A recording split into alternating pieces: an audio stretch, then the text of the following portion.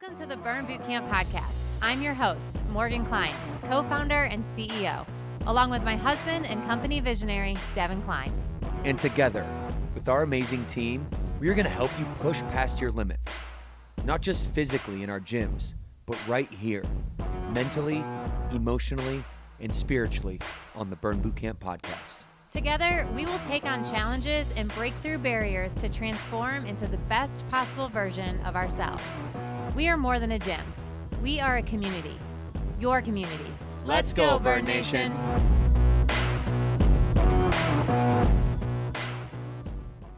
Burn Nation, what is up, everybody? We are back with another Burn Bootcamp podcast. Today's title is Back to the Basics, a beginner's guide to nutrition.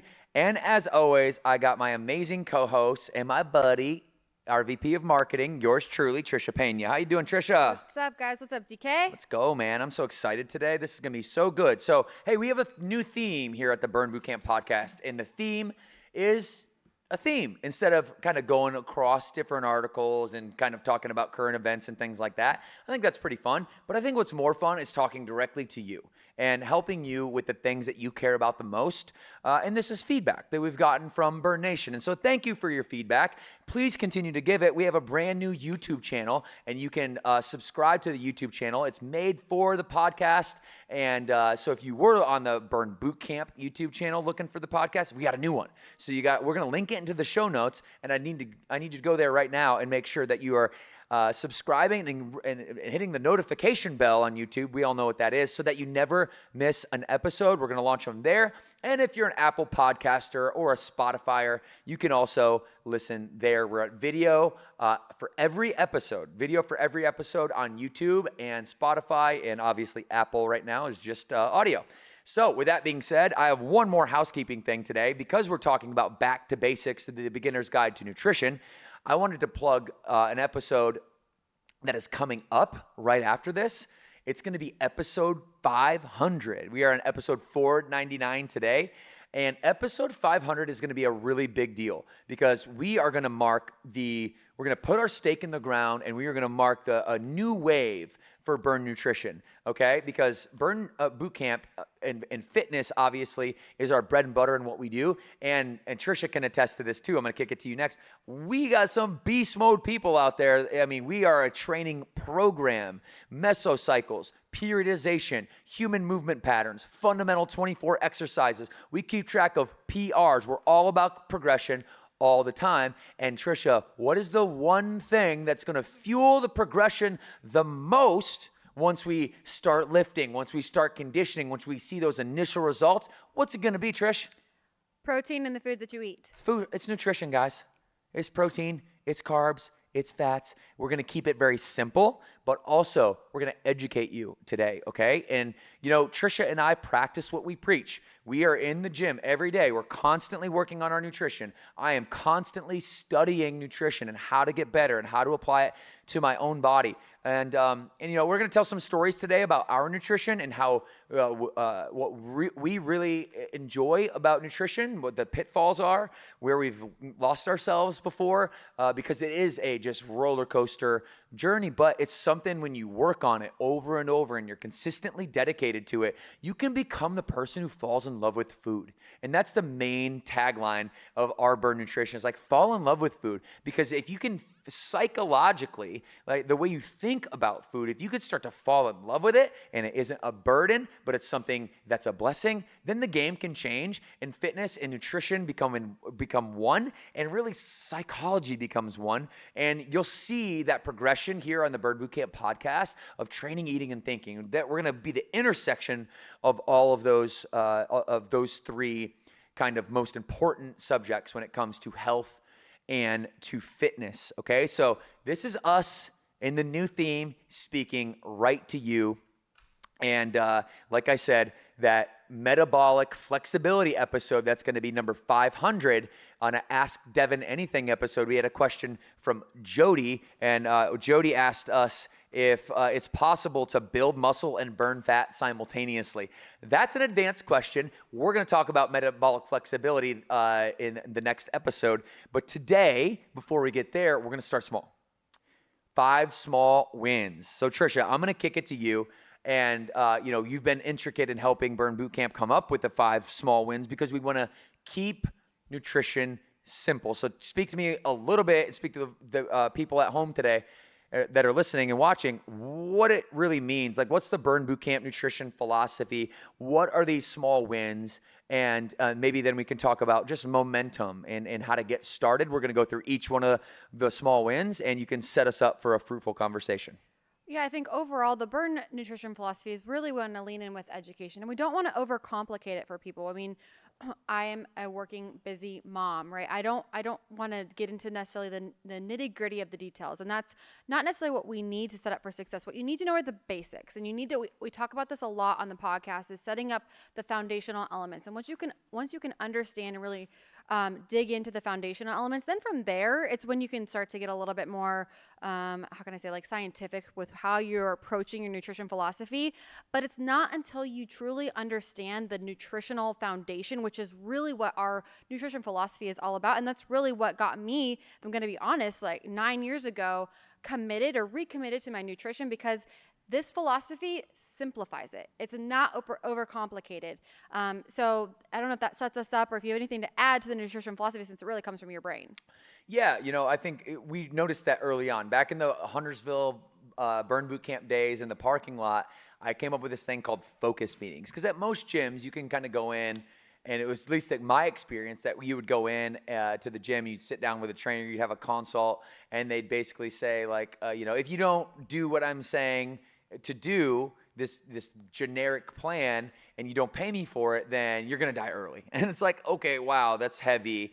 And it really puts a lot of pressure on you to be able to execute nutrition, when nutrition is something that we got to fall in love with, right? And so there's 5 basic things that we came up with during these focus meetings back in the day. Before I knew much, when I was 16, I got into nutrition because I needed to play baseball at a high level, and the D1 recruits, recruiting coaches were saying, hey man, you got to gain some muscle if you want to actually be able to step up here and play Division I baseball. And I wanted to escape from the hellhole that was my childhood lifestyle. And so I would do anything, right? So yes, sir, I got you. I'm eating. I'm going to learn about it. I'm going to get my weight gainer shakes. I'm going to eat steak every night, whatever I can. I'm going to, go buy some Bubble Burgers and get my protein up. That's honestly probably my number one source of protein back in the day, was like frozen hamburgers.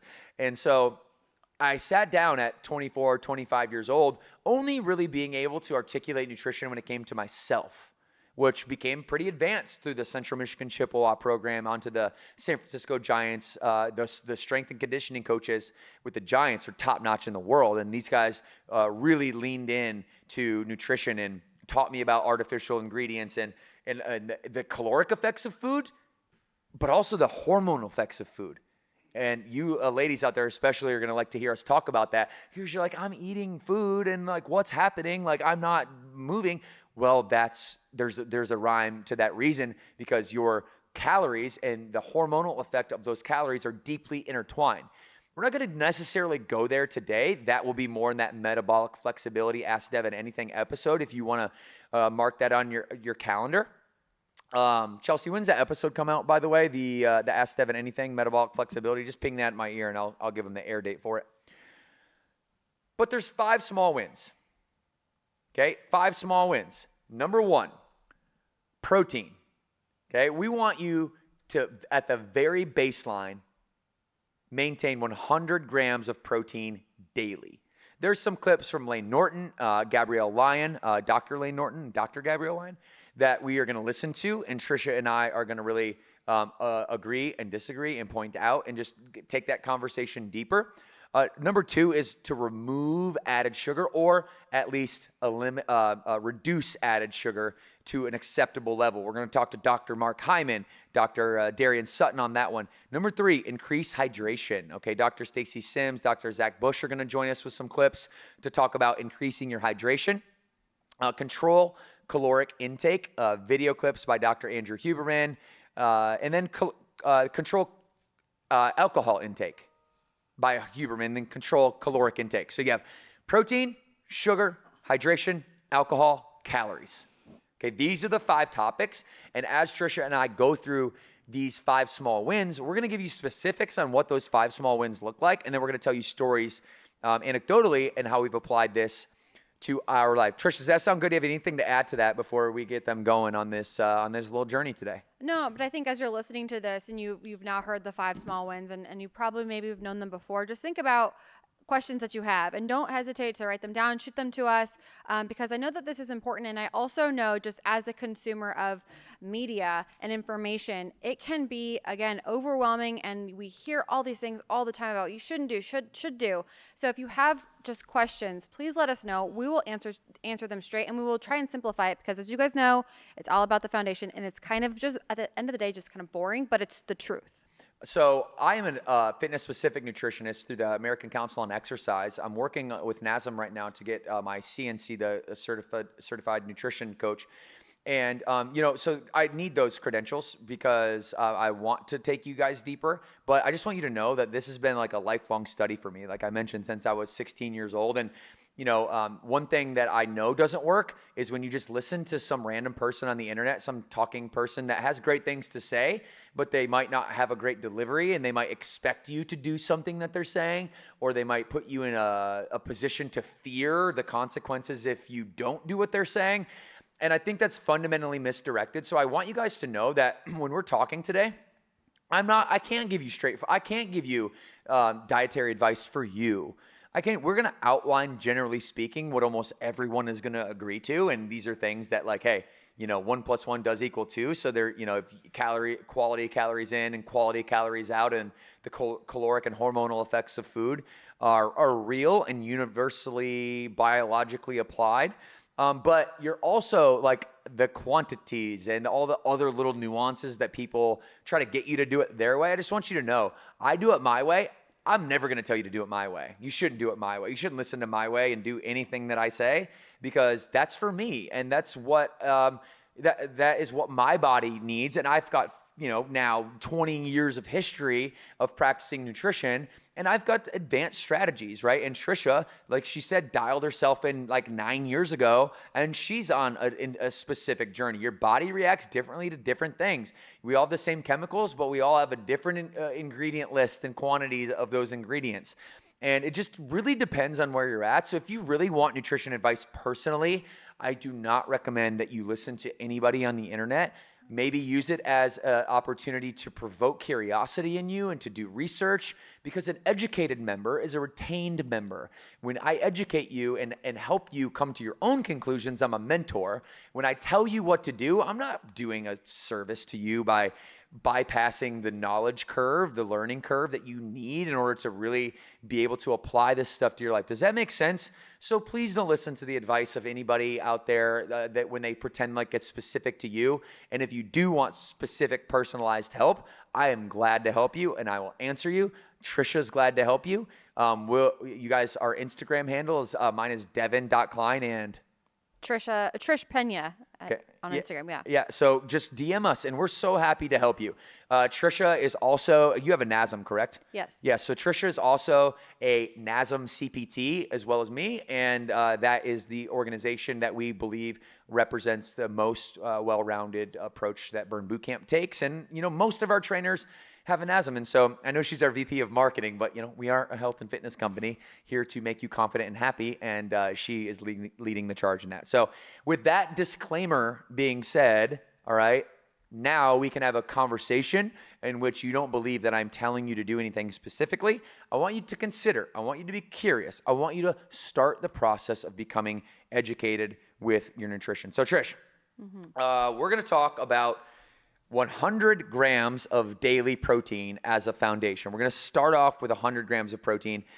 First, what I want to do is I want to roll that Lane Norton clip, because I think he does a good job of just giving us a range. I'm going to have to do some math conversion on this one for you, but can we roll this video, Jordan, please? And let's listen to Dr. Lane Norton and see what he says about protein intake. Of the macronutrients, protein is definitely the biggest lever that you can pull. It doesn't take a ton of protein to get a lot of the muscle building benefits. I mean, I think the benefits really start to plateau out around 1.6 grams per kilogram of body weight. There's some evidence that maybe even up to like 2.4 or 2.8 grams per kilo may give like a little bit more benefit. I think it probably looks something like an asymptote in terms of a curve where as you put more into the system, you always get a little bit more, but it just gets to the point where it's so infinitesimally small benefit that it's, for all intents and purposes, no benefit. Okay, so I really like this clip, and he uses kilos, which is not, it's metric, not imperial. So I'm going to do a conversion for us to imperial real quick, because here we, generally speaking, like to, I know I'm always lost if I hear the word kilo. I'm like, wait, what's that mean? I don't know what that means. So when we say 100 grams of daily protein, like I said, because of simplicity purposes, okay? If you're not getting 100 grams of protein in your diet every day, then you're not going to maximize your ability to build muscle, or muscle protein synthesis. MPS is what it's called. Now, dietary protein has amino acids. Amino acids are either complete or they're non-complete. And you really want to intake dietary protein that has a complete amino acid profile to get to your 100 grams, which is mostly animal products. I'm going to rattle off just a handful of things. It's eggs, it's fish, it's whey protein, it's beef, it's elk, it's venison, it's, help me out, what am I missing? Did I say eggs already? Chickens. What else? Anything you can think of? Beef, grass-fed beef, bison, turkey. Salmon. Any type of fish, even things like sugar-free, uncured, nitrate-free bacon gives you a good source of protein. So then you have the plant side of protein, which, you know, I enjoy both of them in my diet for different reasons, because plant proteins aren't going to have the magical lucky leucine protein in it, which is going to really spearhead the factory, which is muscle protein synthesis. It's like the factory manager, and it's really going to drive muscle protein synthesis with leucine. Now, plant products don't have a lot of leucine in them. There's select ones that can. Chelsea, pull up a list of the 5 top plant proteins and leucine content, but it does have something that animal products don't have, which is phytonutrients, phytochemicals. So that's the reason why Burn Bootcamp both has Afterburn Whey and then Afterburn Plant. What are the top 5, Chelsea? Go ahead and read off the top 5 plant protein sources that have the most leucine in them. And I want to just cut through the clutter here, because leucine and amino acids and non-complete, it's all, if you're listening to this for the first time, it's back to the basics, right? I'm getting too advanced even with that conversation for the scope of this podcast. So you have soybeans, lentils, pumpkin seeds, hemp seeds. If you're looking at the screen, you can just see the leucine content. But the leucine content is not going to be that of animal products. So this is the reason why we recommend, if you want to maximize muscle protein synthesis or building of muscle, that you want to have complete amino acid in their profiles, and you want to have some phytochemicals in there as well. All right, now, can I just say one thing, Trish, real quick? Yeah. Dietary protein, meaning the food that you're eating and putting into your body, doesn't just automatically convert to muscle. Okay, it's not like you magically eat 100 grams of protein and then you just convert muscle. The thing that sends a signal to your brain, to your muscle fibers, what are they called? Mechanosensors. That's that signal to your brain when you go through hypertrophy, or just in simple terms, strength training at Burn, is what happens is your body sends a signal to your brain like, hey, dude, we're going to keep doing this. Build stronger, adapt. Your body is incredible in its ability to adapt. And so don't think that you need to like dial your protein in perfectly right away in order to gain muscle. Okay. You're going to start gaining muscle just by the mechanical load going through exercise. All right. I'm gonna do this conversion for you guys real quick. Make one point, and Trish, I'm gonna come to you, and I'm gonna ask you how you you've worked the system and kind of where you started and where you're at now, and hopefully folks at home are gonna be able to follow you in their journey and give them confidence that you don't have to like dial this in kind of right off the bat. I think that's what I want to really dial home here. Is like, let's just get protein on our mind first. Let's get baseline 100 grams. And then let's go from there. Let's just show up to the gym and work hard. And what happens is you get little moments that you're proud of yourself, and those moments will turn into momentum, and you'll get some serious some serious gains going right away, okay? So here's my kind of conversion. So if you go back, if we do listen back to the video, which we're not going to right now, the conversion that he has is 0.73 grams per body pound, not kilo, to 1.27 grams per body pound. That's the conversion metric, okay? And so there's two things that are fundamentally wrong with this that I really want you guys to know. And Lane would sit here and agree with me too, right? We have a short clip. I'm not trying to argue with him. I think that's one of the smartest guys out there. But all I'm trying to say is just provide you guys with some clarity so that you can not take his clip out of context, okay? So what we're really trying to do is not get, I'll go right in the middle, right? I'm not trying to get 1 gram per body pound. That's not sound. That's not good advice. Here's the best advice, and it's a subtle switch. Are you ready for it? 1 gram per ideal body pound. And if that, oh my goodness, if that blew your mind, right? That's more sound advice, because somebody who is super obese and deconditioned at 380 pounds should not try to get 380 grams of protein in. You're going to be in a caloric surplus for the body and the energy that it needs. So what we need to do is say desired pound, okay? Desired pound. That way we're not promoting overeating, because at the end of the day, it is about QCICO.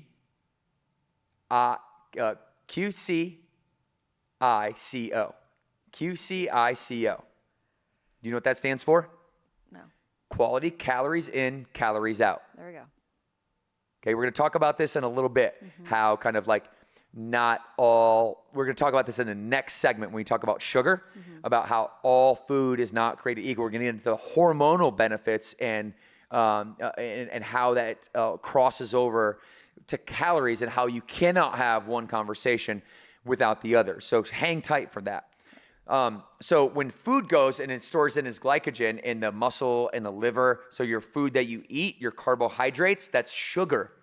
And when you do take carbohydrates in, you're going to fill up your muscles with this little thing called glycogen, which is just an energy store for your muscles. It's going to tap off, if you will, your liver. The rest of that food that you eat is going to store as body fat. You guys need to know this. This is so important. Are you listening? Okay. Your body does not optimize for the way you want to look and perform. The body optimizes for sustainability, which means that the food that you eat, the carbohydrates that you eat, the proteins, the fats, the macronutrients, these 3 things, you'll use that food. You'll maximize that glycogen conversion into your muscle tissue and into your liver.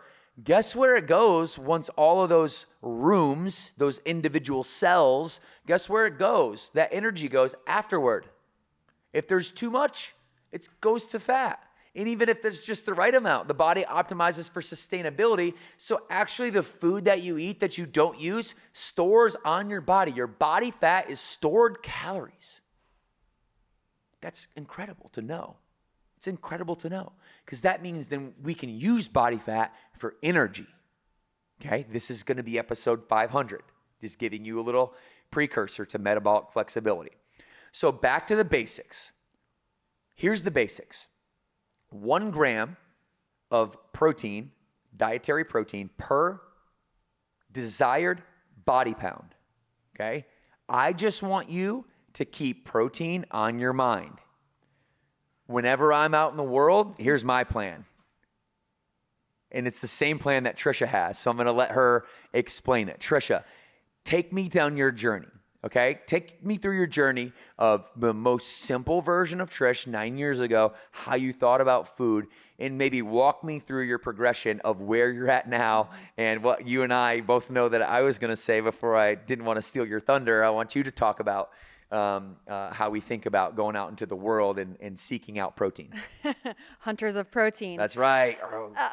No, 9 years ago, I overcomplicated everything. I was really getting into this idea, and before this, I hadn't really thought about them from a macronutrients perspective. And I really wanted to educate myself as I was doing more intentional training, right, at Burn Boot Camp that I had started 9 years ago. It was really important for me to get my nutrition in check. But it's such a broad topic, and I'm not embarrassed to say that I was confused.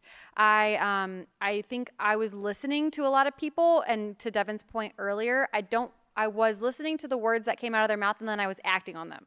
I wasn't actually thinking about what they were saying. I was like, oh, this person told me I need to do this. I need to do that. This person told me I need to stop eating red meat. I got to stop eating red meat. Red meat is so bad for you. Well, no, it depends on who you are, right? It could be bad for you. So 9 years ago, I was just consuming information. I was in this kind of trial and learn phase, but I didn't really know it until I started to take away too many of the things that I liked, too many things that I enjoyed. Because I do love steak. I love red meat. But I was told by somebody, I don't even know who at this point, that red meat was bad. So I stopped eating it. And then I stopped eating XYZ.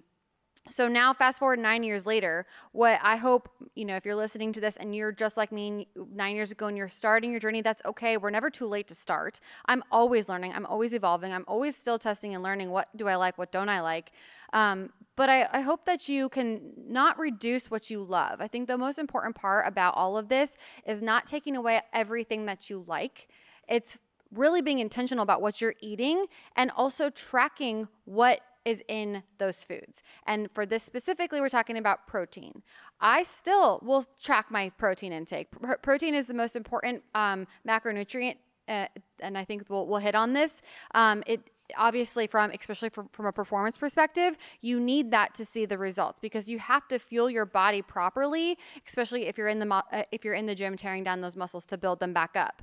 So I would say to you is take inventory of what you're eating right now, and then take note of how much protein is in those things that you like to eat. Does that add up to this 1 gram per ideal body pound where our target is? And then from there, if you're not hitting that, it's finding and testing out other things that you might enjoy to eat, right? And then also take into account calories that we're going to get to. But I just don't want people to fall into the same trap that I did by removing the things that they enjoy because they heard someone that told them that it was bad for you. Because chances are, if it's a protein source, a high quality protein source, it's not bad for you. You might not digest it well, and that's an individualized thing, right? Not everyone digests things the same way, and you have to test and learn that. That's why we were saying what works for me for what I eat in my diet might not work for you, and same with Devin. We eat different ways, but at the end of the day, the most important part is how much protein we're getting and that we're prioritizing protein every single day. It's not just, you have to be consistent with it and learn to enjoy it, learn to love it, learn to love the food that you're putting in your body. Don't make it torture. Absolutely. So let's go to Dr. Gabrielle Lyon. Let's just hear her perspective. I think she has some pretty good tips here. Walks the borderline of like giving advice versus sharing optionality. But I thought it was a decent clip, and I just want to give you guys a well-rounded perspective. And I think this is pretty aligned with Burn Boot Camp. 3 tips for increasing protein intake. Number 1, do not overcomplicate it. Protein intake doesn't have to be complicated. Have a shake, boil some eggs, keep them in the fridge. Who knows? Add in some canned chicken. Just have things around the house that you know are easy and can increase your protein intake. Number 2, start with protein in your meal. So let's say you're eating a salad. You've got a choice of salad, vegetables, protein. Who knows? Maybe you're going to go out on a limb and have some rice. Start with the dietary protein on your plate first. Number 3, plan out what you're going to be eating for the week. So let's say you're going to be having dinner 5 nights a week. Cook in bulk, have it available. Protein intake is easy. Yeah, I like the way that she's trying to keep it easy. It's not as easy as you sound because you can get into like canned chickens, and you can start to get into like canned tuna and like high mercury and heavy metals. That's advanced stuff. Generally speaking, listen, I really like her take on a lot of things. And this one is some pretty solid tips for you. It's not as easy as she's making it out to be practically. I work with real people every day on this stuff, and we try to be protein hunters. We try to seek the protein. I think that's where we would like really vibe and align. But it's not easy. I don't want you just getting canned tuna because it's convenient. I want you to fall in love with food. That's going to be a key kind of hashtag for me, is fall in love with your food. And when you build, what does that really mean? Like, it's like kind of cliche, like, oh, build a relationship with your food. What does that even mean, Devin? What it really means is respecting how it got to you, right? Respecting the sun and the soil and the rain and the agricultural process and the farmers who probably got up really early in the morning to pick the cashew tree, and then the manufacturers whose incredible machinery through this like weird thing called technology can like take the cashews and make them into a butter and then put it in a jar, and then I can call somebody at Shipt and they can put it on my doorstep. And how incredible is that whole process just to get that cashew butter, let's say, on my fork or on my spoon to enjoy a snack. And if you can slow yourself down, like Trisha was talking about, slow yourself down, be grateful for your food, then it's going to, and understand the pathology, the logistics of how the food got to you, then it might be more enticing to you to actually sit with it and cook with it and fall in love with the cooking process, and know that avocado oil has a high smoke point. And if you're going to saute some veggies, that's probably a pretty good one to saute some veggies in, or some like ghee butter or something like that. So just wanting to not make it seem like it's easier than it is. So what we want to do then is make the actual content of protein, the quantity, we want to make that at 100 grams, because that is relatively easy. Now, making high quality protein is relatively challenging, and this is why most people don't do it, because aren't we right that if it was easy just to go get protein, it was easy just to make it, like protein's easy, like not for me, not from my perspective. I've had to really work to like have protein readily available, and I love her conversation that she's having around planning, because that's the best tip she gave, like plan. You've all heard what's the 4 P's? Proper preparation prevents poor performance. Proper preparation prevents poor performance. You can't just wake up and say, oh, what am I going to do today? All right. So basically, anything else to add on protein? I was just going to say, if you tend to snack a lot, putting in, I like how Dr. Gabby said she eats her protein first when she has her salad. I did the same thing, because protein's going to make you feel fuller longer too. So it's going to eliminate you from having snacks down the road. So it's another good perk about protein that I just wanted to hone in on in case you didn't know that. Always eat your protein first. Okay, we're going to move on to added sugar. We ask to remove added sugar. I want you to get to a place where you can remove added sugar. Now, are you there today? 90% of the country is not there today, removing added sugar. Sugar is the prerequisite to inflammation, which is the prerequisite to all disease. So, generally speaking.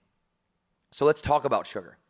So when you intake food, carbohydrates, what happens is you have this hormone that's secreted by your pancreas. It's called insulin. Everybody's heard of insulin. What happens when you are hungry, there's a hunger cycle of 3 hormones. 1, ghrelin. That's your I'm hungry brain hormone. That's ghrelin the gremlin. That's when ghrelin's talking, that's when you get hangry. That's when we get norepinephrine that rushes, okay, and from our adrenal glands. When norepinephrine rushes, it's that fight or flight hormone. We think if we don't eat, we're gonna die. Like we literally like eat a whole cow. I'm so starving right now. You've thought that way before, maybe, right? When you're so uncomfortable because you're so hungry, it's like all you can think about. But here's the reality. Then you go make a phone call. Trisha calls me up, and we talk for an hour, and I actually just bypassed that ghrelin hormone. Really, I was just bored. Really, I just didn't understand the cycle of hormones. When ghrelin peaks, I'm hungry. And then when the second one, leptin, is at the forefront, I'm full. But what happens if we constantly eat all the time? If we're constantly eating complex carbohydrates. I'm not talking about broccoli or sweet potatoes. I'm talking about cookies, cakes, and candies. If we're constantly eating the simple carbohydrates and which drive insulin spikes, that's where the hormone comes in. You've heard of the glycemic index before. We're going to pull that up and talk about that in a moment. But this is the hormonal difference in food. It's not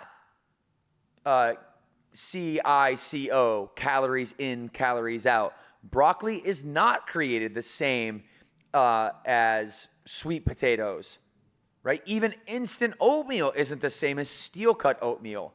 There is a hormonal effect of food that we haven't taken account of, and largely we are in this cycle of ghrelin the gremlin coming up top and signaling to our brain that we're hungry. Because we lack the discipline to bypass the hormone, we think that we're going to starve and die because norepinephrine is going to rush and tell you you're going to starve and die, but you're not getting chased by tigers, people.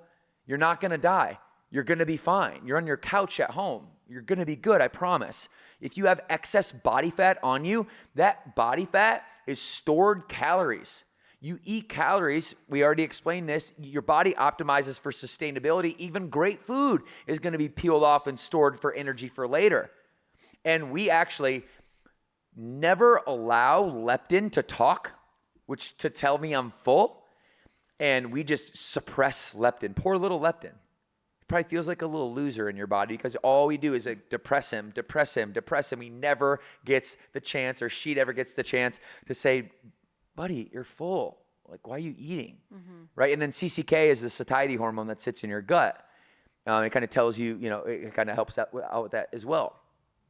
And so between these three hormones, the two main ones being ghrelin and leptin, that cycle, all right, we got to learn to live with being a little bit uncomfortable so that we can get, this is going to be next episode. It's going to be called lipolysis. It's a process in which your body uses fat for fuel, not sugars for fuel. Okay? Does it make sense? Glycolysis and lipolysis, the two ways that we metabolize food. Okay? That's probably more advanced than we're going to dive into today. Like I said, episode 500 will be on metabolic flexibility, and I go real deep into both of these topics. All right? And so back to the hormonal effects of food. So if we're constantly eating sugar, right, and we're constantly calling insulin out of the pancreas, and remember I said those cells are like, they have four walls, they can fill up, and once they're full, there's nothing else to store. Now we have insulin resistance. We have this constant, perpetual, chronic insulin problem where it's the insulin hormone just, all it does is tell your body to store energy, right? To store energy in your muscle, your liver, and then your fat. That's the three places in order. In your muscles is your glycogen. Glucose converts into glycogen. And insulin is the carrier and the storer of all things. When you don't have insulin, you suppress your insulin.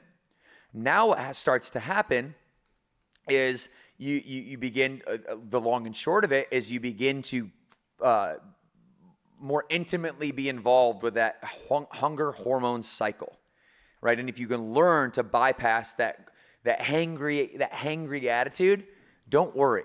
You've got a lot of body fat that's going to through this process called lipolysis provide you energy. Okay, so generally speaking, I want you to focus. Here's a tangible, okay, because I want to make this very practical for us. Pull up the glycemic index chart. Not all food is created equal. Okay, this is a chart that I want you to get really familiar with. First, you need to know all food causes the pancreas to release insulin. It's just how much insulin and how often.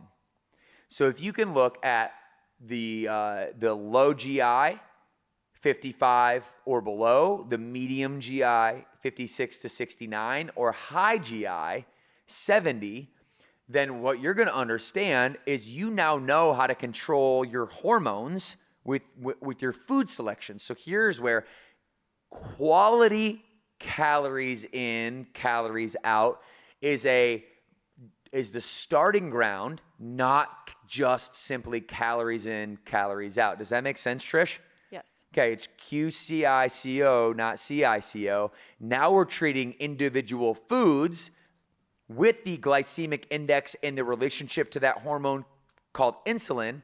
Now we are able to make healthy food choices. And I want to come back to me because I want to give you an example. I understand the need for my carbohydrates on strength training days, especially for me to really fuel this conversion of these carbohydrates, these simple sugars, this glucose, into glycogen. That's really important because you want to make sure that your muscle has enough energy to maximize that workout. You're working hard, so let's do everything that we can to maximize it. If you don't do what I'm saying and you're in the chronic perpetual insulin spiking cycle and you have insulin resistance, you're going to lift and you're still going to gain muscle because of the mechanical tension, but I'm saying that you're not going to optimize it and you're not going to maximize it. So pull up the glycemic index chart one more time before I go into my example. So stable blood sugar is going to be the goal here. And what I want you to realize is that the different charts there, that 55, 56 to 69, and then high GI 70 number, I want you to print this chart off. I want to put it in your house. And there's a bunch of them on Google, and you can chat GPT, better ones too. I'm just trying to give you an example. But what I want you to realize is that there is a scientifically significant, there's a scientific significance in which the scientific community will say, hey, this jump in low GI to middle to high is a significant jump, okay? And you need to know that. So what's statistically significant is 10 points usually. So you're going to have food choices, and if they're 4 or 5 points apart on the glycemic index, you're going to be just fine. Choose whatever you like better. But if you're going to say, here's my example, if you're going to treat instant oats the same way as you're going to treat steel cut oats, the same way that you're going to treat one of my favorite brands, Dave's Killer Bread 21 Seed, it's my jam. Pull up a picture of that. I want to show people my jam. What you're going to see is that the glycemic index for steel cut oats is low. It's 42.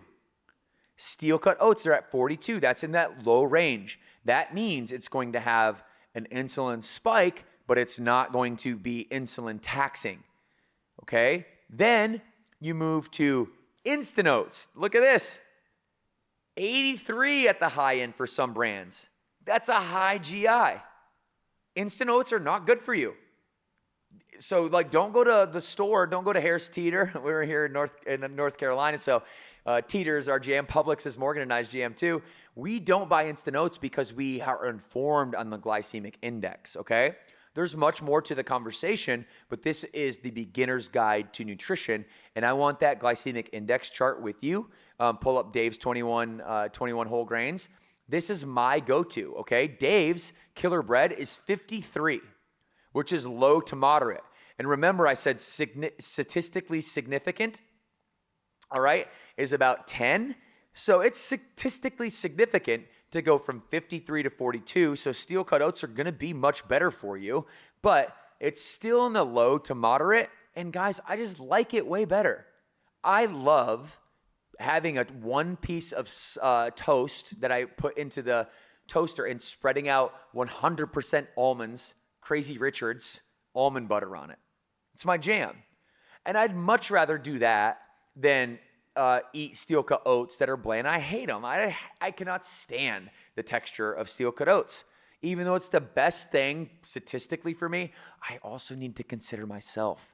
And this is why you should only listen to yourself. You should only consider advice, be curious, and then ultimately decide what's best for you.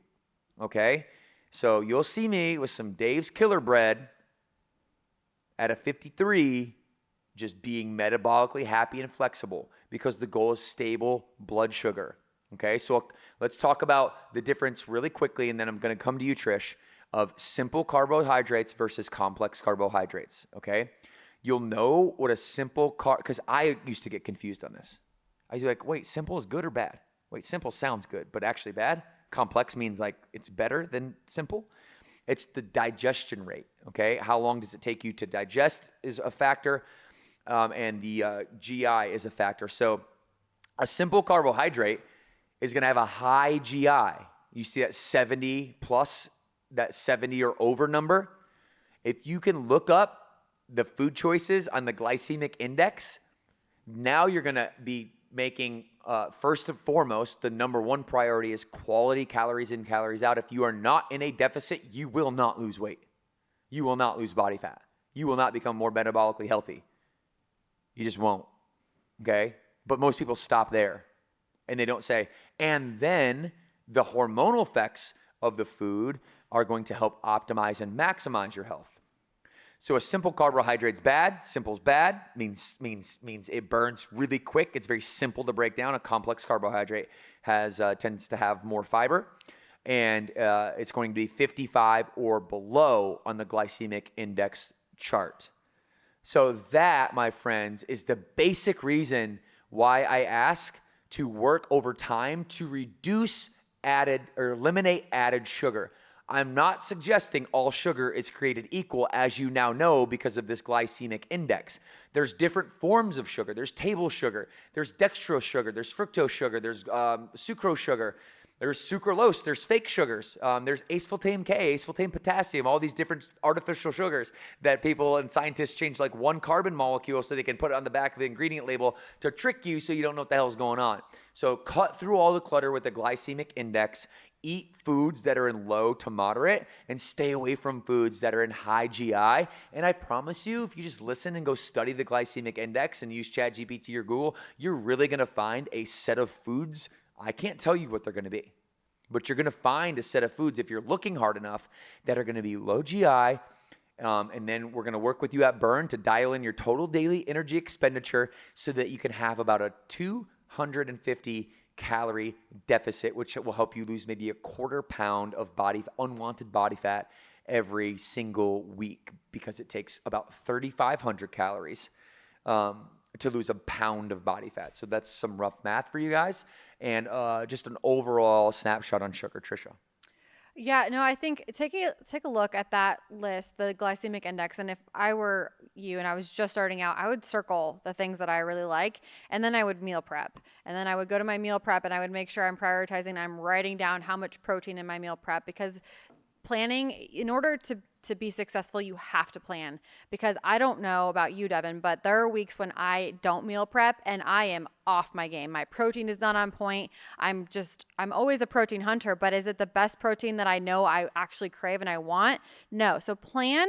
And then also, one of the tricks that I've recently gotten into, and it's a point that Devin made, was fall in love with cooking, where I love our nutrition products. It's a plug for our nutrition products. I now am experimenting in the kitchen, because sometimes I have a sweet tooth. My kids have sweet tooths. They're all really young. So I'm now recreating things that are no added sugar, because it's, natural sources and it's still delicious. My kids actually now ask for these high protein, low sugar options that I've recreated in our kitchen over the store-bought processed options. And it's not, they know, because I teach them along the way, and I also do as well. So I think it's, not being afraid to experiment in the kitchen, ask all the questions, and really dig into the ingredients that you are putting in your body.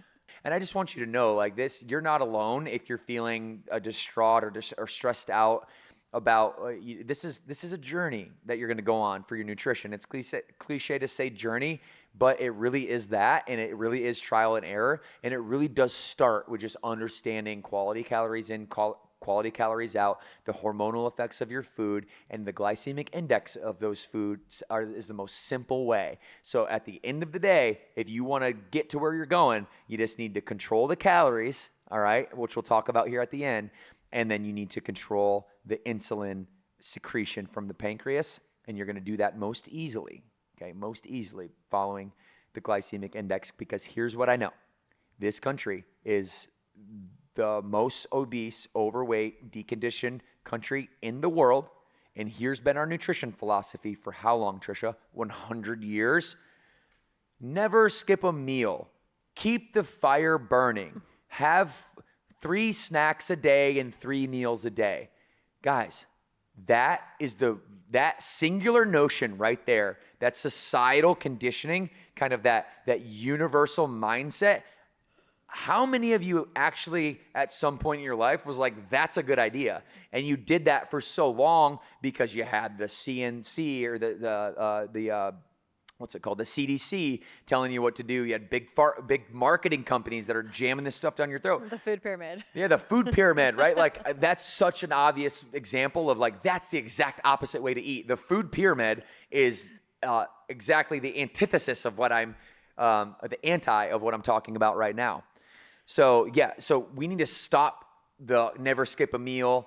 Okay, this advice, this direction, in my opinion, is the fundamental reason why our country is metabolically sick, and fundamentally the reason why we lean on medicine rather than nutrition to fix our problems, because we just follow the advice that we're given, and then you're like, I don't have a problem because I'm just following the advice. How could my government, how could my TV lie to me? Well, I'm telling you right now, your TV's been lying to you, and we have an issue with chronic insulin resistance, fat storage on fat storage on fat storage, increasing inflammation, and this is the root cause to all disease, all cancer, and nutrition, my friends, is the way out, okay? Nutrition is the way out, as well as medicine. I love the advancements we've made in medicine, but it has to start with God's cocktail. Like, you have everything inside of you already that you need in abundance if you just learn how to nourish it with the foods around you. Okay? Does that make sense to everybody? Anything to add to that, Trisha, before we move on to number 3, small win? Let's go to number 3. Okay, we're going to go to number 3. You know what? We're going to watch a video first. Actually, let's not watch a video first. We're going to watch a video here in a second about Dr. Sims talking about how to optimize hydration and what factors need to be looked at to avoid dehydration. All right, so this is going to be a good one. You know what? Let's roll that now. We're talking about being hydrated. Is this what we're thinking about? These kind of 3 main components, or are we talking about the water in circulation or in cells? Like, what is the most important sort of aspect of hydration? When we're looking at hydration and the measurements that we have, like osmolality, urine-specific gravity, that's all more of a measure of the plasma volume, how much water you have in the blood. Because when the plasma volume starts to shrink through sweating or through illness, sickness, that kind of stuff, water from the other parts of those compartments start to come into the plasma space, because we need to keep the cells and everything that's in the blood more viscous in order to actually be able to circulate blood. So that's why when we talk about hydration and losing X% of body water or total body mass during exercise can have some kind of performance decrement. And that all has to do with how much water is available for thermoregulation. When we look at it from an illness point of view, if you have been vomiting or you've had diarrhea, then it's not quite the same, I guess, aspect of dehydration, because you're losing water from other spaces because it's not just pure sweat. But again, if you were to measure it, it would still come from what is going on in the plasma. So it's a nuance that people don't really kind of get. So they're like, oh, we can use an oral rehydration solution, both in illness and in sweat. Okay, so obviously that's very scientific. She is a scientist. That's the way that she communicates. And this episode is called Back to the Basics, Nutrition. There's some things in there that I don't thoroughly understand, but I did want to give those of you who are listening to this an opportunity to learn some new words. Maybe you can go on your own and be curious. Like, I promote that you're curious. Dr. Stacy Sims is a very smart woman. And I'm going to do my best to take some of the scientific language and kind of convert that. But I don't also understand everything she's saying, and I don't want to pretend like I do either. Like the plasma volume in your blood and that type of thing. She's an exercise physiologist and really studies this for a living. And so, we do pull her up quite a bit here on the podcast. And there's a lot of things that she talks about that I think are really good. And then, I me, I'm not one that will promote somebody giving blind advice saying you have to do this if you want to do that. Like, that's not something I would promote. So I just want to make sure that we do have that neutral conversation of I even if I do disagree with some of the things that any scientist or doctor or PhD has to say, I'm the practical side of that. I see how all that gets actually translated into the world because I just work with so many people at such a high volume. I would have to be silly to, or like not paying attention to hear all these amazing people talk about the thermo effects of food and blood plasma and how that interacts with hydration and, how your water and your sweat, all that. But then like also look at a member staring blankly at somebody like, what the hell are you talking about? Like in English, please. Okay. And so water, we keep it simple here at Burn Boot Camp. We're not going to go into the science of water. Okay. That was for my advanced people.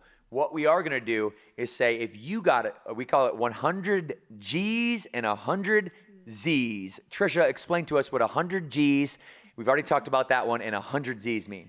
100 G's is your 100 grams of protein, and 100 Z's is 100 ounces of water. And why is that so important, just to keep that simple and not have to think about the plasma effects of water in the bloodstream? Because you just want to stay hydrated, especially if you're working out consistently, you want to replenish, right? So that's really, at the end of the day, it's just staying hydrated, keeping your body at a level of getting its foundational elements. I mean, it's as simple as that, Devin. Yeah, it is as simple as that. And so when you're talking about your water intake on a daily basis, talk to me about how you think about being prepared and executing the hydration, because here's what I do know, and here is a stat. And by the way, my criteria for pulling up stats is that this is a third-party, peer-revised, in a medical journal, human randomized control trial, and in third party isn't an endorsed, or it's an independent third party, not a company that's paying to be the third party. And that's very, very important when you're out here crawling these different medical journals like JAMA and everything else like that. So go ahead. Well, I think my tip, I don't have it here, but I normally always have my water bottle on this desk. And there's a reason why, is because I know how much that water holds and I know how many times I have to fill it up. So then I know in my head that I need to do this 3 times in order to hit my water limit. So I love that Stanley and all these different brands have like popularized, carrying a water bottle around with you. It's like our security blanket. Now my kids also carry a water bottle with them everywhere they go. And we talk about the importance of drinking your water and staying hydrated. So that's my trick, is find a water bottle that you love, find a color, whatever, get a couple, match it with your outfit, whatever you want to do, put stickers on it. I don't care, but find something that works for you that you can take with you. My tip is make sure you have one that doesn't spill, because I've gone through a couple of trial and errors with that. There's brands out there that don't spill, but that's it. Just find a water bottle you love and keep it, know how many times you need to fill it up, 2, 3, 4 times, and then you're good to go. So 30% if you're dehydrated. You can speed up your metabolism by 30% if you're a dehydrated person, just by getting enough water in. And I found a couple different like stats out there, and I hadn't gone so deep into say like why this amount of water versus this amount of hydration. 100 ounces a day seems to be a good starting point. And then most everything else I can find is like half your desired body weight in water, or up to 1 ounce per desired body pound, right? So half, or so 0.5 to 1 per desired body pound. You just do that simple calculation, and that will spit out an amount of ounces that you could drink that would be more in tune physiologically. But even that is too simple or too complex for our scope today. I'm really wanting to speak to like the beginners. 100 Z's, okay? 100 Z's, just start there. Most people aren't getting that on a daily basis, okay? Because let me break this down for you just from a practical standpoint so that you can understand how important water is. Water is the vast majority of the makeup of our body. So if you're tired, you're probably dehydrated. If you're hungry, you're probably dehydrated. If you're bloated, you probably are dehydrated to some point. Like if you want energy, okay, intracellular, meaning inside of the cell, what we want to do is we want to hold water, intracellular hydration. Hydrophilic is glucose. Glucose is hydrophilic, which means it bonds to water. So the carbohydrates that you eat that break down into glucose that get shipped into the muscle cells as glycogen, glycogen likes the water, glucose likes the water. Okay, so what we're gonna do when we expend that muscle or that glycogen, we're gonna lose water. We're gonna lose water, so we got to replenish it. Plug. And we got to replenish it. Okay, so you can see my routine. Chelsea, grab me one more water. I'm on 3 Defiance fuels already during this podcast. Your boy's thirsty today. I did my hour of power this morning, which was 20 minutes of hardcore activity, 20 minutes of sauna, 1 minute cold plunge, and then spend the rest of my time in the day meal prepping, talking about planning. I make my food pretty much every day, nice and fresh. And this is recent, like I said. I've been lost for a long time with my nutrition. Come on out, Chelsea, you can bring it out. All right, so I'm going to see this heaping scoop of Replenish. I'm going to do one of those in the morning, and I'm going to do one of those in the evening. And then in between, I'm going to knock out as much as I can. So I got 40 ounces of water just in these two. Well, I got 60 ounces on my table here. So I'm almost there, and it's not even mid-morning yet. So by the end of my day, I'll probably drink at least my body weight in water. And too much water, I mean, there's such thing as like water toxicity, but like, I mean, you literally have to like put a straw in a pool and just drink the whole pool. Pretty much, I think there's a handful of cases in history where people have actually died from too much water and during like water chugging challenges, and they basically drown their liver. So you're not going to do that. Please don't join any water challenging contests. But what I do want you to do is drink water even when you're not thirsty. Okay? Water fuels your cells, like I said. The energy center for your cell, it's like a power plant, they call it in the scientific world, of your cells is the mitochondria. And when we have water in our body, that mitochondria can sometimes be damaged. Sometimes those proteins can fold. And you really require the hydration to actually function in the first place. And your body's definitely not breaking down or metabolizing food well if you're not hydrated. This is where that 30% number comes in. If you're chronically dehydrated and you just start adding my prescription for water, my baseline prescription for water, dehydration slows everything down. So your metabolism isn't going to be as fast. You're going to have poop that won't come out, called constipation. You have bloating. You're going to have digestion issues. That's not a food issue, guys. It's not a food issue. It's a water issue. So if you have like any, it could be a food issue. Don't get me wrong. I'm just saying, generally speaking, it's usually a water issue. Start smashing some waters every hour. On the hour you got 20 ounces, then you're going to start using the bathroom much more. People don't drink water because they say, I pee a lot. Good. It's your body practicing health. I want you to pee like every hour, right? Use that opportunity to go pee and then take a walk and walk around for a little bit. And I think that routine, like leaning into it rather than saying, oh, I got to pee every 2 seconds. Like, great, I'm busy. I understand that. But do you know who you're talking to? I'm like one of the most busy people on the planet. I'm just crushing water all day long. So chill out with all those excuses, people. All right, stop resisting it and get into some water. Okay, so while we're on plugs, speaking of Replenish, do you guys like my? Let me get my computer out of the way. Do you guys like my new Burn Bootcamp USA gear, baby? Let's go. Check it out. It looks so good. Turn around. You got my bee? Yep. You see my bee? We see the bee. All right. Oh, matching hat to go with it. Trisha, what you got rocking over there? Plug. I got this nice sweatshirt. It's so soft. I like want to sleep in it, want to stay in it all day long. Move the mic so I can see your logo. Oh, sorry. I want to see the logo. It's a nice neutral color. Goes with anything. And these are on the shop. These are on our e-com shop right now. And remember, when you do support your e-com store, it's also supporting your gym. You could pick it up in the gym or you could get it online. Make sense? Say yes? Yes. All right, let's keep going. It's going to kill those cravings. It's going to get you to your overall health right where you need to be. And guys, gals, this is not an optional thing, okay? You have to. This is one of those non-negotiables. Trish, a couple weeks ago, I asked people on my Instagram, I said, hey, what are the non-negotiable? What one non-negotiable do you have? And then I told everybody about my hour of power. That's my one non-negotiable. Even camp's not a non-negotiable for me. Mm-hmm. I try to every week get Monday through Friday and on Saturday mornings. But even today, we're recording, and we have a big day of recording here, and I got to push to 5:30. I'm still going to go to camp. But sometimes that routine gets away. Sometimes you get sick and you don't go. Mm-hmm. Yeah, sometimes you just not feel like you're super sore. You shouldn't push through the pain, you know? I'm a pickleballer now, so like sometimes my lower back gets sore. I just got to push through a little bit. But it's not optional for water, okay? Yeah. This is fundamental to your health. And so let's stop with the excuses around water because it's inevitable. We're going to have to get over them anyway. The best the thing you can do is make it a non-negotiable if you're chronically dehydrated, and lean in. Trisha, anything else you want to say on that? No, I like the tip that you had about kind of structuring your day around water. I had started probably about now a year ago. Every single morning, the first thing I do is I have a shaker cup. I am obsessed with our Fruit Replenish. I do a full shaker cup, so about 20 ounces. A scoop of Replenish, and I chug the whole thing before I drink any coffee or anything else. And that's 20 ounces of water down, plus I'm replenishing with minerals from Replenish. And so I think as you think about how can I get more water, just think about those little tips. Buy yourself a Stanley. It's 40 ounces. If you get the 20 ounces in the morning and then you fill up your Stanley twice, that's 100 ounces. Super easy. Don't overcomplicate it. I love that. And so I want to take 1 second. How are we doing on time here? We're doing good. All right. I want to take 1 second to explain Defiance Fuel. So you guys constantly see these Defiance Fuel waters in the gym. And what this is, it's a 7.4 pH.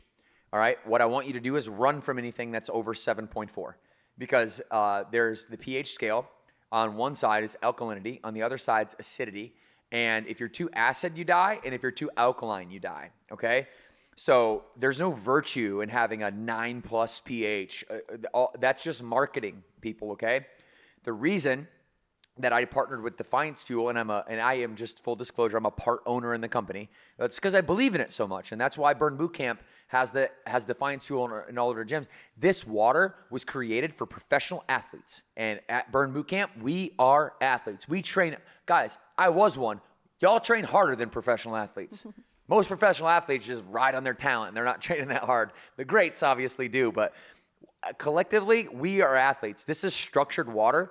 And the design of it, I could go into a whole 2 hours on structured water and Defiance Fuel, because I researched it, and I've been to the facilities and I've seen what they do and how they treat it. Structured water basically is to mirror the body's natural water. So like, we want to promote efficient hydration with this. Okay, if you have water that has like an overload of microplastics in it, now that's still a downside to this. Like, I'm still trying to figure out how to get out of microplastic world, because every peer-revised third-party human randomized control study that I read says microplastics are everywhere. If you breathe, if you drink, it don't matter. It's in the air. It's everywhere.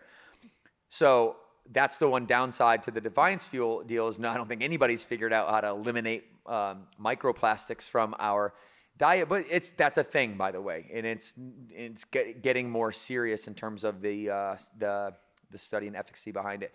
So the optimal pH balance to mirror your body's water is 7.4.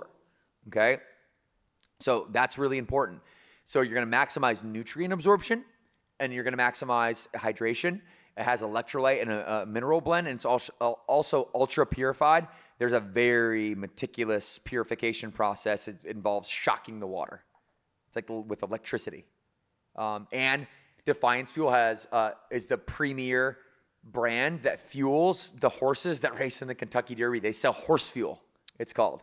So and those horses are optimized. If you want to be fit, be more like a Kentucky Derby winning horse, because they are optimized and maximized. And this is BPA-free packaging. So I just wanted to say why we have Defiance Fuel and give you a couple pitfalls to look for. If you see some premium water that's like 10 pH and it costs $1 more, you're actually not buying any benefit at all. You want to mirror the body's natural state of water. Okay, I think that's enough for water. What do you think? I think that's great. That's really good for water. Okay, let's see. Do we have any clips on water? Let's roll a clip on water. Who is this guy, Chelsea? This is Dr. Zach Bush. This is Bush. Okay, Yeah. Come on, buddy. Let's go, Bush. Dr. Bush. Sorry, I'm trying to be respectful, just playful. Dr. Bush, here we go. Body is 70% water, and not a single ounce of that is in this form. If I drink this water, it's going to feel good. It's going to feel like I'm hydrating myself for a few minutes, but I'm going to pee this out in the next 45 minutes because this pure water has no reservoir in my body. The vast majority of the water within my body is actually in a crystalline structure. For this to turn into a crystal, it takes a complex relationship to a vast array of salts, mineral amino acid complexes, and protein structures. My body is Yeah, so that is why Defiance Fuel has the electrolyte structure in it. I just learned a new word, crystalline. I just learned a new word. I'm going to write that down, and I'm going to learn all about that tonight. Okay, we have to go to number 4 today on the small wins, everybody. Number 4 is alcohol. Okay, number 4 is alcohol. Let's roll that Dr. Andrew Huberman clip, and then I'm going to tell you guys a story about me. Asked question about alcohol consumption and the brain. And the question that so often comes up is whether or not low to moderate amounts of alcohol, so maybe 1 drink a day or 1 or 2 drinks a day kind of thing, whether or not that is bad for your brain, in particular, whether or not it causes degeneration of neurons or nerve cells. Now, the reason that question comes up so often is because for many years, it's been known that high levels of alcohol consumption, so 12 to 24 drinks per week or more, is certainly causing neurodegeneration, in particular of the so-called neocortex, the outer layers of the brain that house associative memories, that house our ability to think and plan, that house our ability to regulate our more primitive drives according to context, et cetera. So to make very clear, drinking a lot, so having 3 or 4 drinks per night every night of the week is clearly bad for the brain.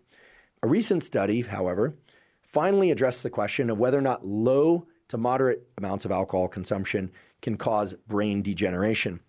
The title of the study is Associations Between Alcohol Consumption and Gray and White Matter Volumes in the UK Biobank, the United Kingdom Biobank. First of all, gray matter are the neurons, the so-called cell bodies that house the genome of the cells, et cetera, and white matter is the connections, the fibers, the so-called axons of neurons. And it's called white matter because that tissue is surrounded by a fatty tissue called myelin, which allows nerve cells to communicate with each other very quickly. So what this study did is it looked at the brains, both the gray matter and the white matter, of more than 30,000, indeed more than 35,000 generally healthy middle-aged and older adults in the United Kingdom who were drinking various amounts of alcohol. What they found was that even for people that were drinking low to moderate amounts of alcohol, so 1 or 2 drinks per day, there was evidence of thinning of the neocortex, so loss of neurons in the neocortex, and other brain regions. So alcohol for me is a very sensitive and subject, and one that goes deeper than just nutrition. So let me just get the nutrition piece out of the way. 2 to 4 drinks per week, not 2 to 4 margarita fish bowls, right? Like 2 to 4 normal size, like, whatever ounce drinks, like just a normal glass of 12-ounce beer, a normal glass of wine, not a heaping glass of wine where you get the biggest wine glass you can and then call it 2. Not the bottle. The bottle can't fit in 2. But generally speaking, you guys, I understand 2 things. Number 1, and you have to know this too, this is the truth, that alcohol is legitimate poison. You're poisoning your body when you drink alcohol. Now, the upside of alcohol is it's damn fun. And you have a lot of social engagements around alcohol. And it's something that is a big part of a lot of people's lives. I am not here to demonize alcohol. I am not here to poo-poo on anybody that likes to drink. But I will say, if you value your health, right, then you need to limit the poison. That would seem pretty logical. So here's our recommendation at Burn Bootcamp.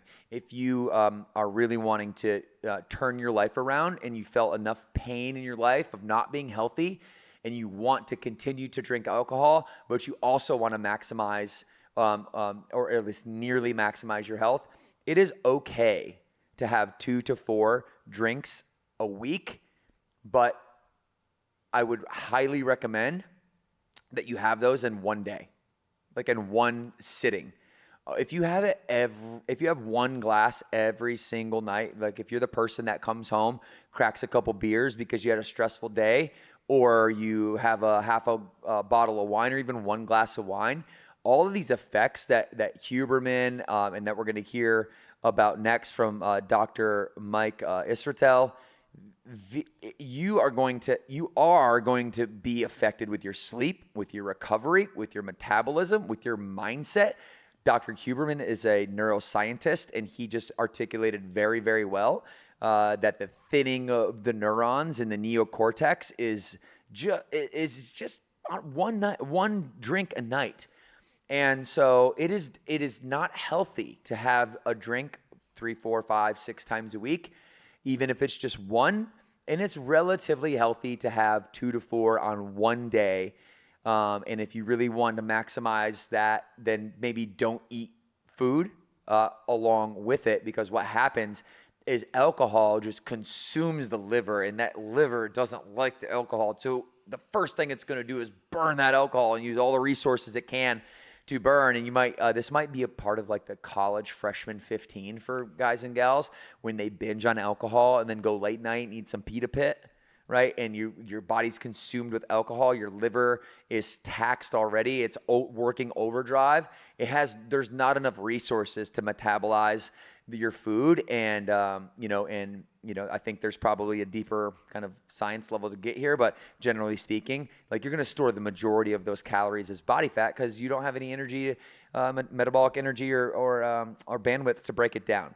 So let's roll this last clip by Dr. Mike. And you might have seen this guy around. I just learned of him maybe a couple days ago. He was on I believe a Diary of the CEO podcast. I'm not sure exactly which this one is from, but I thought he had some good things to say. So I have actually didn't watch this clip yet. I did not watch this one. Let's watch it now, though. Just to review, is drink as much as you can and you'll recover. See you next time. Just kidding. You're still with us, right?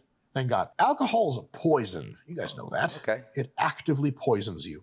And at high concentration poisons you a lot, and that fucks up your recovery at a basic biochemical level. Bad. Number 2, alcohol directly and via hormonal pathways interferes with muscle growth and repair. Bad. Number 3 is it disrupts a bunch of other hormones that are good for recovery. Bad. Number 4 is alcohol dehydrates you, which is a big no-no for recovery. Bad. Number 5, even if alcohol helps you get to sleep, especially if you drink quite a bit, 3 or 4 drinks or more, you can notably and predictably disrupt the sleep quality of the sleep that follows. Bad. Okay. Pretty straightforward. Bad. I'd like to hear some good. I think there is maybe some good things about it too. I know people who it gives you courage sometimes if you don't have any. Now, it's a very slippery slope. You could very much become dependent on it. But, I'm not going to sit here and say bad. All those things are true. I mean, he's not giving you advice. He's telling you the truth. Right? Is it bad for you? I don't know. That's up for you to decide. I can't tell you that it's bad. I can tell you it's true. Now, if it's bad or not is your own personal truth. Universal truths are what he's saying, and they are bad as a universal truth. But, like I said, I'm not going to be the one to tell you to do something. That's got to be your decision, because you've got to want whatever you want more than whatever it is I want for you. Because what I do know is you don't motivate people or inspire people by telling them how stupid and bad and terrible they are. That's not a very good way to motivate people. And I don't think he's doing that here either, just to be clear. I just think he was trying to make a quippy little video and get your attention.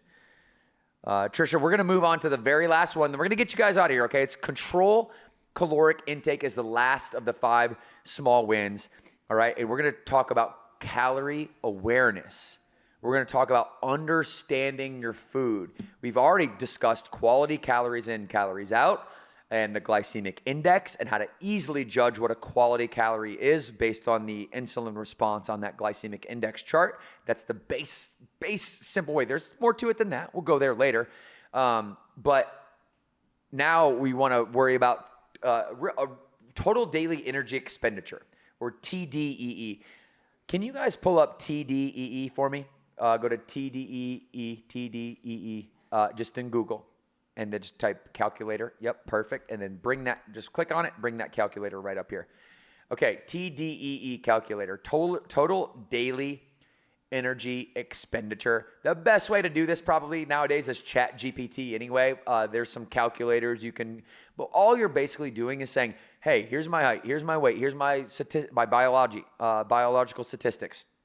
I'm a male, I'm a female, I weigh this much, I have this much body fat. Here's my moderate to severe hyperactivity to moderate to low activity. And here's the amount of calories that you're burning on a daily basis, total daily energy expenditure. This includes your basal metabolic rate, or the calories that you're burning at resting metabolic rate. and then your base calories, so your basal metabolic rate. So you see this calculator here. You guys can go use this. Let's take the link to your calculator.net here. Let's put that in the show notes for the folks at home. And I want you to first know what your total daily energy expenditure is. And then I want you to aim to eat about 250 to 500 calories, less than that per day. Depends on where you're at. That's just general kind of range. If you do 500 calories a day in a deficit, generally speaking, without any hormonal considerations, you're likely going to lose about a pound, because there's 3,500 calories roughly in a pound, generally speaking. And if you do 500 times 7, that's 3,500, right? The reality is you can't lose mass unless you do have a calorie deficit. You can't, but the opposite is not true, that you cannot gain mass without a caloric surplus. You totally can. Can you maximize it? No. That's a bulking and cutting cycle. That's how you're gonna maximize. But when you show up every day, and you have a quality intake of protein, high protein, quality intake, moderate to high fat, and low to moderate carbohydrate, you're going to be setting up your body to use both energy systems, glycolysis as a primary energy system, or converting sugars into fuel, and once you do convert those sugars into fuel, and it's stored in your muscles and your liver and your as glycogen, and then you deplete those sources and you still need energy, there's a secondary system called lipolysis, which breaks down the triglyceride, which is the fat molecule, into two parts. The backbone of the molecule, which is glycerol, and the FAAs, or the fatty acids, there's 3 of them, triglyceride, and the glycerol breaks down into glucose. And then glucose then gets shipped to the muscle, and the process starts all over. And so your fat, technically, once you get into that secondary energy system, can provide sugar, can provide your body with your muscle, your liver with glycogen. Okay, so controlling. I'm just trying to give you a couple cents there on the hormonal influence of food, because it's not all about calorie intake. Okay, but it's calorie awareness. It's total daily energy expenditure. It's 250 to 500 calories less than what you expend, and everybody expends a different amount of calories, so I cannot give you some generic advice here, okay? Now, the last thing that I'll say on this, because we've already talked a lot about it, is the following. That when you do control your caloric intake, what I notice practically in humans is when I sit down with members for focus meetings, they'll say, hey, I did really good for the past 3 days. Okay? Which I'm proud of you. Good job. High five. Let's go. We're building confidence. We've never strung this together for 3 days before. Okay? Great.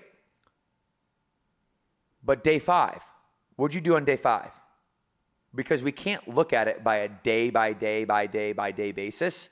You have to you can even look at it as like a weekly basis is the easiest, because I just gave you the formula. 3,500 calories is roughly a pound. So you can have a deficit daily of 250 to 500. But the reality is nobody has the same deficit every day, if we're practically speaking. Some people have a surplus some days. Sometimes you have a deep deficit. I want you to try to have a small deficit every day. That's going to be metabolic health. Okay, and then we're going to upregulate into metabolic flexibility in episode 500. So May 26th, mark your calendars.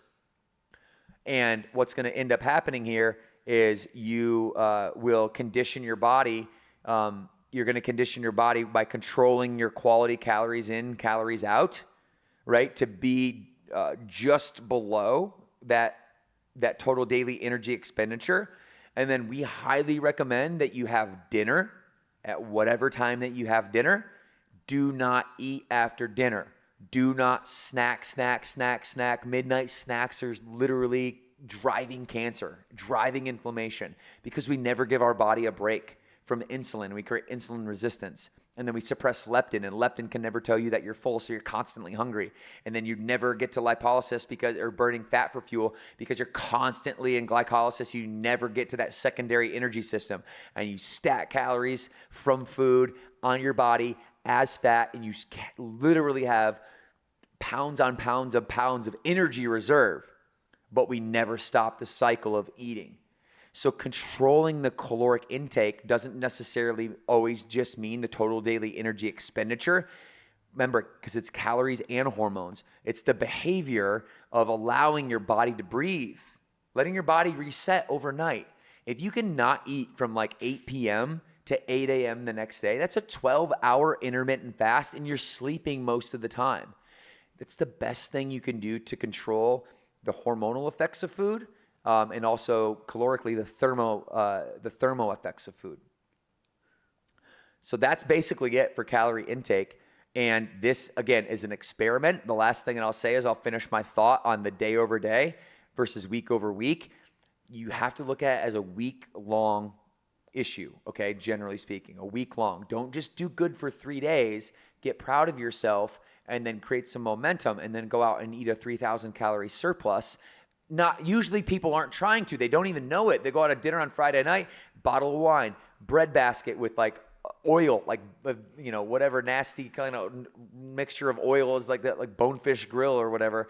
And then you go eat the coconut shrimp and you think it's shrimp, so it's healthy, but it's really not. And now all of a sudden I'm at 3,000 calories before I even got to my entree, which is 2,000 calories. And that one meal could really derail you for the whole week. So this is what we talk about in consistency. Not deprivation, consistency. And if you are able to give yourself that intermittent fasting window, not only will you drive lipolysis and use your body fat for fuel, because glycolysis, glycogen stores start depleting at 4 to 6 hours. You're going to start to get some lipolysis, but really at 12 hours is maximized.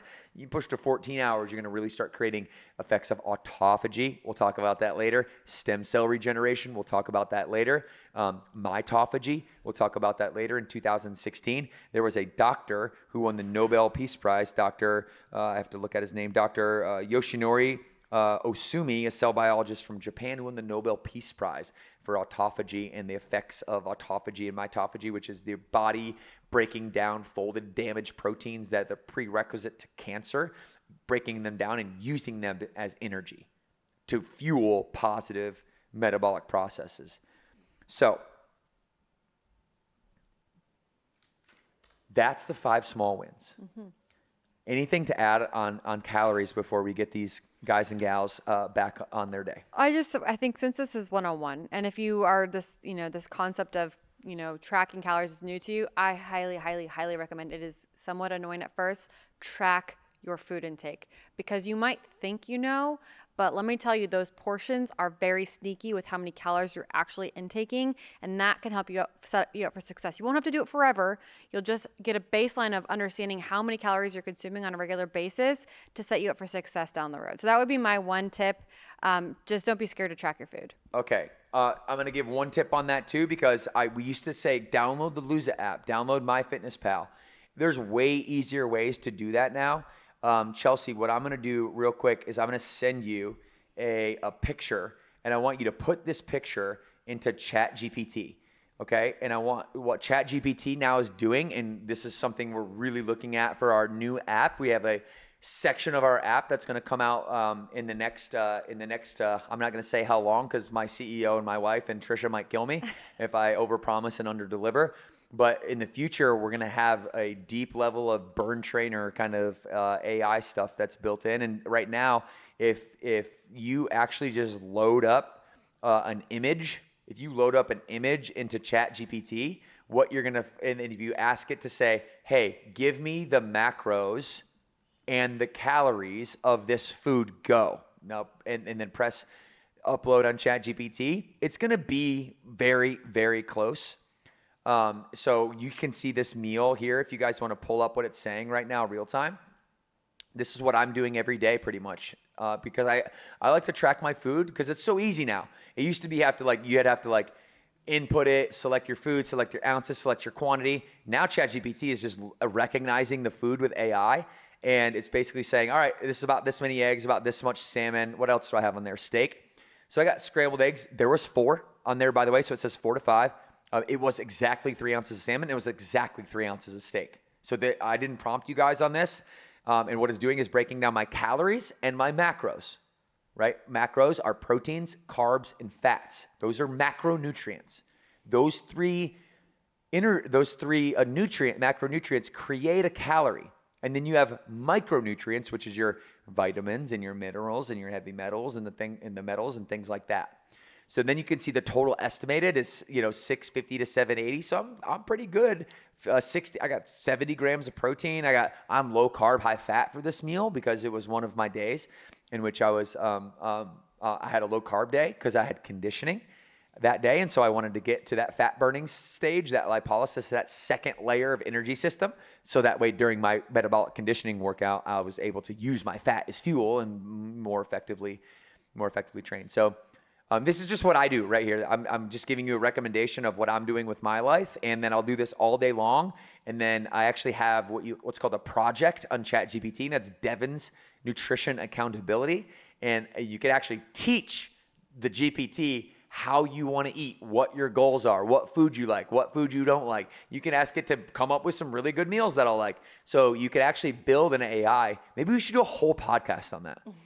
We should do like a whole podcast. Write that down. We'll do a whole theme on how to track your food as a busy human being and how to like dial that in. Because the downside of tracking, the upsides far outweigh the downsides. The upside is nutritional education, which ultimately helps you be accountable because you know. Right? And then convenience. Like it's pretty quick. I just sent that to Chelsea. She did it and it was less than 30 seconds. So I think we're done for today. What do you think? Yep. No, I think so. I think it's a good place to stop. Yeah. Okay, we're going to stop right there, everybody. Hey, remember, we have a new YouTube channel for the podcast. The Burn Bootcamp podcast is now its own YouTube channel. You can watch us on video there. I prefer that you subscribe there. Leave us a comment on this video. If you prefer to leave a review on Apple, that's great too. And you can also watch on Spotify if you're a Spotifyer. This has been really great. Don't forget, May 26th, we have an Ask Devin Anything where I go deep into the 2 energy systems, metabolic flexibility, metabolic health, lipolysis, glycolysis, how it works, and how you can apply it to your life if you want to go next level. It's next level stuff. Today's been Basic Nutrition 101. We kind of dialed in the 5 small wins and what we recommend. Share this with somebody. Whether you know this stuff already and there were some nuggets, you got some positive reinforcement, that's great. But share this with somebody who isn't a Burn member, right? Because all this stuff just applies. And like I said, we're going to turn up our concentration and our education and just offer a helping hand with nutrition because so many of you out there are absolute beast mode and you are ready for the next level. I'm personally ready for the next level. Trisha's ready for the next level. Trisha, thank you for being here today, being vulnerable, sharing your story, and helping others create their own journey by following you. I think it's a beautiful thing and really important. Thank you. Thank you for sharing your story, Devin. You got it. 2 claps on 2. 1, 2.